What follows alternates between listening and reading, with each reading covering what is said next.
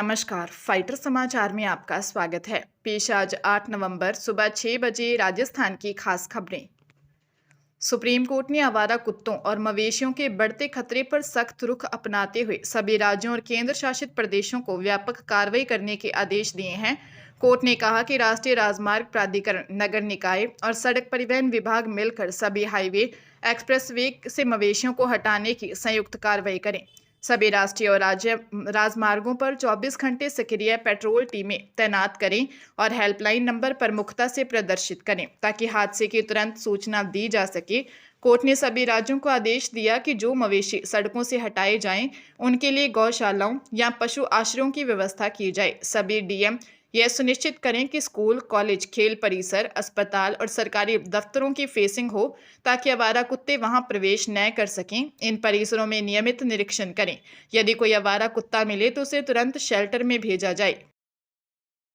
जयपुर में एक private company के मैनेजर को हनी ट्रैप में फंसाकर 1.5 करोड़ रुपए ठग लिए गए। मैनेजर फ्रेंडशिप ऐप के जरिए पायलट होने का दावा करने वाली युवती से संपर्क में आया था। आरोप है कि युवती शादी का झांसा देकर उससे 3 साल तक रुपए लेती रही। जब उसने पैसे वापस मांगे तो रेप केस में फंसाने की धमकी देकर ब्लैकमेल करने लगी। अजमेर रोड निवासी 36 वर्षीय पीड़ित मैनेजर ने चित्रकूट नगर थाने में युवती और गैंग के खिलाफ रिपोर्ट दी कि साल 2020 में उसने एक फ्रेंडशिप एप्लीकेशन डाउनलोड की जिसमें युवती की जानकारी पायलट के रूप में दी गई थी। ऐप के जरिए बातचीत होने पर युवती ने उसके और इसके परिवार की जानकारी हासिल कर उसे प्यार के जाल में फंसा लिया। साल 2021 में शादी का प्रस्ताव रखकर वह लगातार उसे फंसाती रही, रोमांटिक बातों में उलझाकर रुपए ऐंठती रही। अगस्त 2024 तक उसने करीब 1 करोड़ 50 लाख रुपए धोखे से ऐंठ लिए।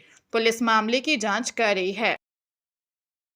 पंजाब सरकार ने मोगा की एडीसी और नगर निगम कमिश्नर चारुमिता को सस्पेंड कर दिया है। चीफ सेक्रेटरी के एपी सिन्हा ने इस संबंध में गुरुवार को आदेश जारी किए। चीफ सेक्रेटरी ने इसके लिए पंजाब सिविल सेवाएं रूल्स 1970 के नियमों का हवाला दिया। चीफ सेक्रेटरी ने कहा कि सस्पेंशन के दौरान चारुमिता का हेडक्वार्टर चंडीगढ़ रहेगा और वह संबंधित अथॉरिटी की मंजूरी के बगैर यहां से बाहर नहीं जाएंगी। सरकारी सूत्रों के मुताबिक धर्मकोट से बहादुरवाला से गुजरते नेशनल हाईवे के लिए जमीन एक्वायर की गई थी। इस दौरान मुआवजे में 3 करोड़ 7 लाख रुपयों के लेन देन में गड़बड़ी मिली थी, जिसके बाद विजिलेंस ब्यूरो ने पीसीएस अधिकारी चारुमिता के खिलाफ चार्जशीट पेश तैयार की। इस दौरान एक किसान ने उसे जमीन का मुआवजा नहीं मिला, जिस वजह से उसे कोर्ट जाना पड़ा, जिसके बाद पूरे मामले का खुलासा हुआ। मामले में अभी तक चारुमिता का बयान सामने नहीं आया है। राजस्थान लोक सेवा आयोग द्वारा सहायक आचार्य कॉलेज शिक्षा विभाग प्रतियोगी परीक्षा 2025 का टाइम टेबल घोषित कर दिया गया है। कार्यक्रमानुसार 30 विषयों की परीक्षा का आयोजन 7 से 20 दिसंबर तक किया जाएगा।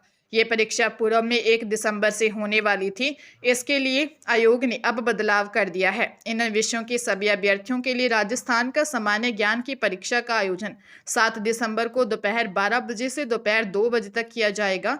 इसके बाद विभिन्न ऐच्छिक विषयों के प्रश्न पत्रों की परीक्षा का आयोजन 8 से 20 दिसंबर तक रोजाना 2 पारियों में किया जाएगा। प्रथम पारी का समय सुबह 9 बजे से 12 बजे तक और द्वितीय पारी का समय दोपहर 2:30 बजे से शाम 5:30 बजे तक रहेगा। चूरू जिले के सादुलपुर में स्कॉर्पियो अनियंत्रित होकर पलट गई। हादसे में 2 ममेरे भाइयों की मौत हो गई, साथ ही 5 लोग गंभीर घायल हो गए। हादसा सादुलपुर बहल मार्ग पर राघा गांव के पास हुआ। सादुलपुर के पास स्थित गागड़वास गांव निवासी घायल युवक 25 वर्षीय प्रवीण पूनिया ने बताया कि मैं स्कॉर्पियो चला रहा था। मेरे साथ मेरे गाँव के 28 वर्षीय कृष्ण सिंह, 17 वर्षीय सुमित पूनिया, 27 वर्षीय रवि सिंह, 26 वर्षीय सुरेंद्र सिंह, 25 वर्षीय अनुराग के अलावा हरियाणा के विंडोला निवासी कृष्ण की छोटी बुआ का बेटा 26 वर्षीय सोमवीर थे। हम कृष्ण की बड़ी बुआ के बेटे की शादी में भात लेकर हरियाणा के कासनी गए थे।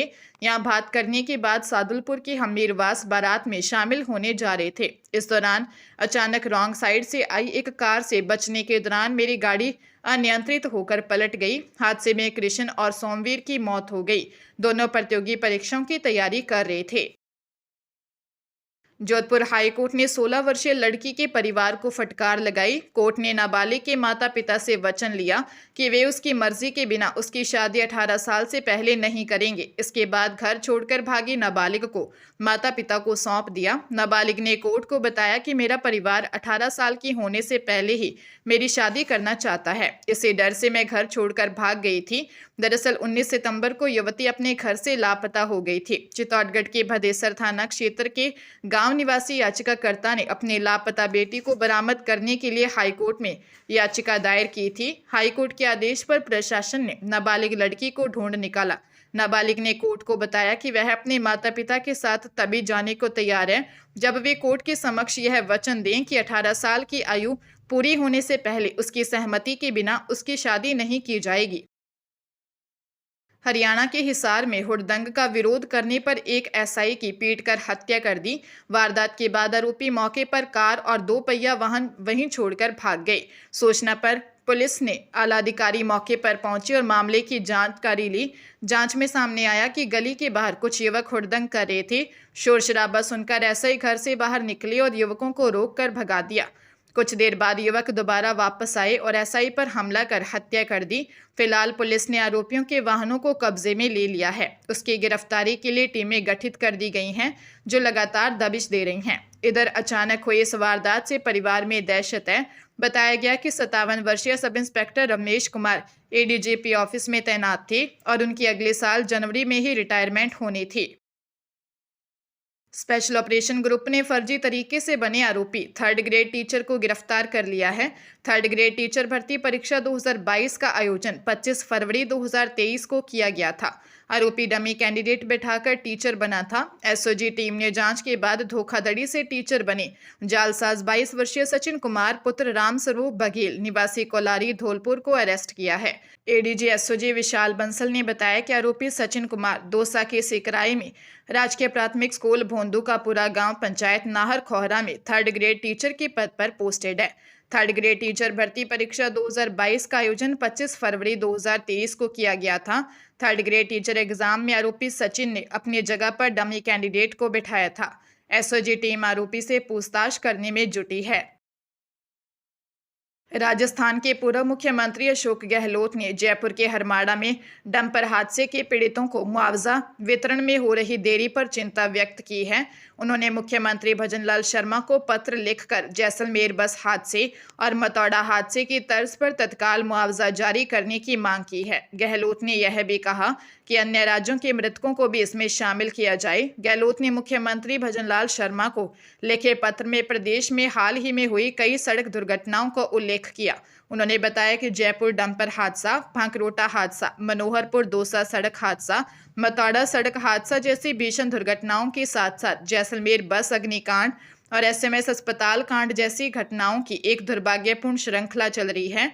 पूर्व सीएम ने मुआवजे में देरी पर चिंता जताते हुए लिखा कि पीड़ितों के परिजनों ने उन्हें बताया कि सरकार द्वारा अभी तक मुआवजा नहीं दिया गया है।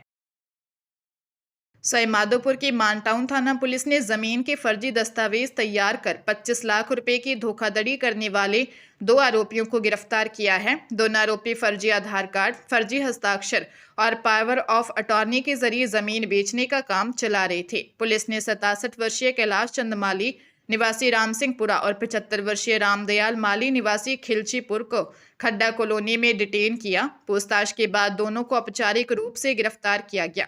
थानाधिकारी सुनील कुमार गुप्ता के अनुसार दोनों आरोपी लंबे समय से जमीन फर्जीवाड़े की वारदातें कर रहे थे। शिवकरण मीणा निवासी जोला ने 27 सितंबर को पुलिस में इनके खिलाफ रिपोर्ट दी थी। दोनों आरोपी पूर्व में भी कई व्यक्तियों के साथ इस प्रकार की धोखाधड़ी कर चुके हैं। बांसवाड़ा में हैरान कर देने वाला मामला सामने आया है। शहर के मंदारेश्वर क्षेत्र में एक व्यक्ति ने अपने ही घर में परिजनों पर हमला कर दिया। वारदात में उसकी युवा बेटी गंभीर घायल हो गई। वहीं 3 साल के नवासे की मौत हो गई। कोतवाली सीआई रूप सिंह चरण ने बताया कि शौकत नामक व्यक्ति ने अपनी 27 वर्षीय बेटी काजल और 3 साल के नवासे असलम पुत्र अरबाज के साथ मारपीट की। बच्चे की मौत हो गई है। आरोपी को डिटेन किया है। काजल बेहोश होने से बयान देने की स्थिति में नहीं है, इसलिए वारदात का कारण स्पष्ट नहीं हो पाया। मामले में मंदारेश्वर क्षेत्र निवासी शाइना ने बताया कि शोर शराबा सुनकर लोगों की भीड़ जमा हो गई और जैसे तैसे काजल को बचाया। भीड़ देखकर शौकत फरार हो गया। पुलिस मामले की जांच कर रही है।